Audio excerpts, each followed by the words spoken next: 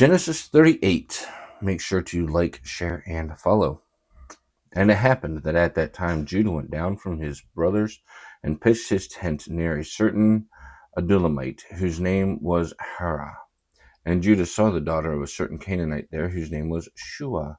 And he took her and went into her, and she conceived and bore a son. And he called his name And she conceived and bore a son, and he called his name Onan. And once again she bore a son, and she called his name Shelah.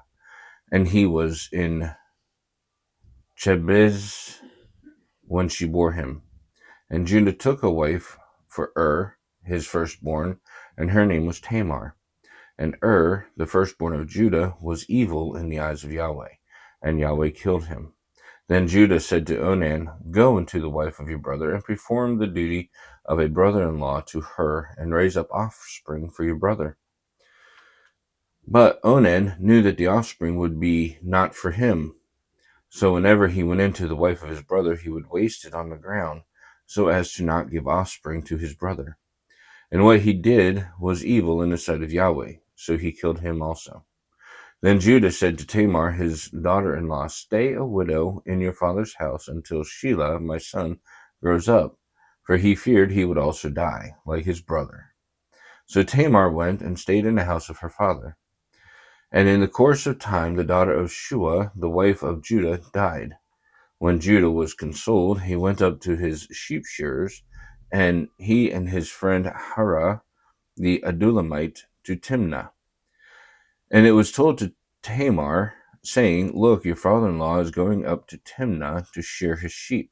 So she removed her clothes of her widowhood, and covered herself with the veil and disguised herself.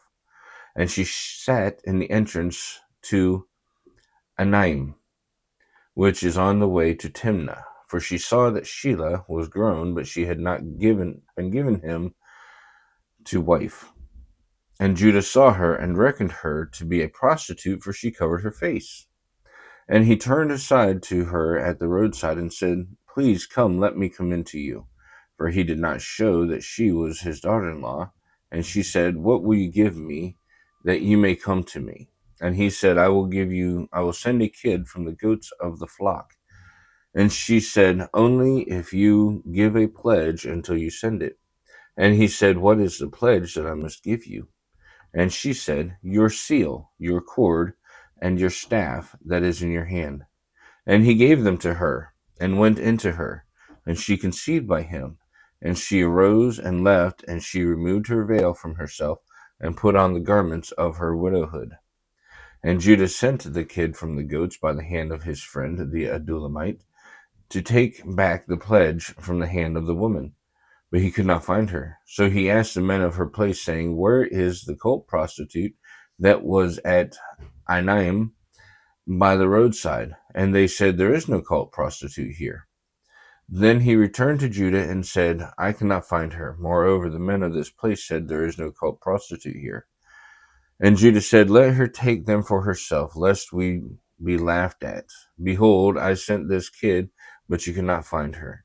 And about 3 months later, it was told to Judah that Tamar, your daughter-in-law, has played the whore, and now, behold, she has conceived by prostitution. And Judah said, Bring her out and let her be burned.